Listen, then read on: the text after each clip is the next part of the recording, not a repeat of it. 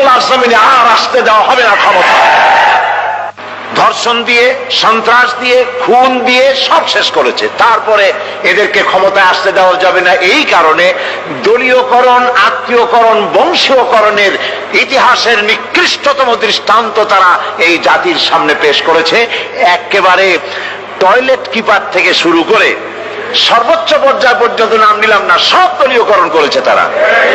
লুটে পুটে, ওই যে সেই কথা আছে, উলট পালট করে দেমা লুটে পুটে খায়, সমস্ত দেশকে লুটে পুটে খেয়ে শেষ করেছে। সেদিন আমি বিজয়নগরে সেই বিএনপি অফিসের সামনে, এই যে কয়েকদিন আগেই সেখানে আলোচনায় বলেছিলাম যে এক লোক আগে এসে আমাকে বলছে, কয়েছে হুজুর এরা তো 5 বছরে খাইয়া খুইয়া সব শেষ করে ফেললো, এরপর আপনারা এসে করবেন কি?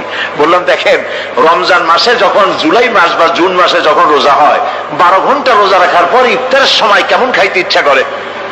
কয় যে হুজুর সামনে যে শরবত থাকে, চানাচুর থাকে, পেঁয়াজি, বেগুনি, তারপরে তরমুজ, যা কিছু থাকে, শুধু ফলমূল আর শরবত না, শরবত থাকে যে গ্লাসে, যে জগে, ওগুলো শুদ্ধ খাইতে ইচ্ছা করে।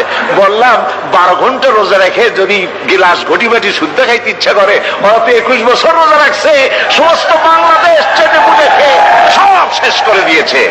জাতির ভাগ্য ভালো, এরা এই সাবেক প্রধানমন্ত্রী শেখ হাসিনা ভাগাভাগি করে 2 বোনে যে বলে না, এই যে আমাদের এক বোনকে বঙ্গভবন দেওয়া লাগবে আর এক বোনকে গণভবন দেওয়া লাগবে, জাতির কপাল কত ভালো।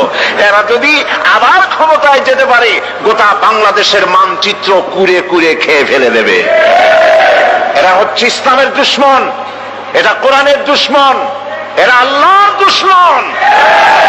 শেখ মুজিবের চাইতেও নিকৃষ্ট হচ্ছে তার মেয়ে। এক কাফন চোরার গল্প সেদিন আমি বলছিলাম জনসভার ভিতরে। কাফন চোর, এই কাফন চোরা মরে যাওয়ার সময় তার ছেলেদের বলল, আমাকে তো কেউ ভালো বলে না, এমন কাজ করবি যাতে আমার থেকে তোদেরকে ভালো বলে। কাফন চোর মরে গেল। এরপরে কাফন চোরা ছেলেরা চুরি করতেছে, কেউ আর বাপেরে ভালো কয় না, ও ছেলেরা বাপও চুরি করতে, এরাও চুরি করে। ছেলেরা মিটিং করলো যে বাপেরে তো কেউ ভালো কয় না, তো কি করা যায়? শেষ পর্যন্ত তারা এক কাজ করলো নতুন করে, শুধু কাপড়ই তারা চুরি করে না, কাপড়টা চুরি করে লাশটার গলায় দড়ি বাঁধিয়ে গাছে ঝুলাইতে আরম্ভ করলো। লোকেরা বলা আরম্ভ করলো, এর থেকে তোর বাপ ভালো ছিল, ওর বাপে তো শুধু কাপড় চুরি করেছে, ওর বাপে তো কোন লাশ ঝুলে রাখে না, এ শয়তানের তো লাশও ঝুলে রাখলো। আজকে জাতীয় কথা বলতেছে, শেখ মুজিব তো তার মেয়ের মতো সাইকুল হাদিস গ্রেফতার করে নাই, মাদ্রাসা বন্ধ করে নাই, আলেমদেরকে অত্যাচার করে না। এই মুজিবের চাইতে নিকৃষ্ট বেহায়া তার মেয়ে।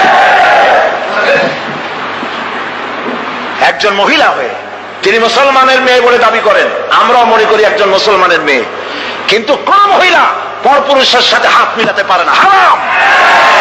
তিনি যত পুরুষের সাথে দেখা উনি হাত মিলান, শুধু তাই নয়, পরপুরুষের দেওয়া হাতে চুমা উনি গ্রহণ করেন।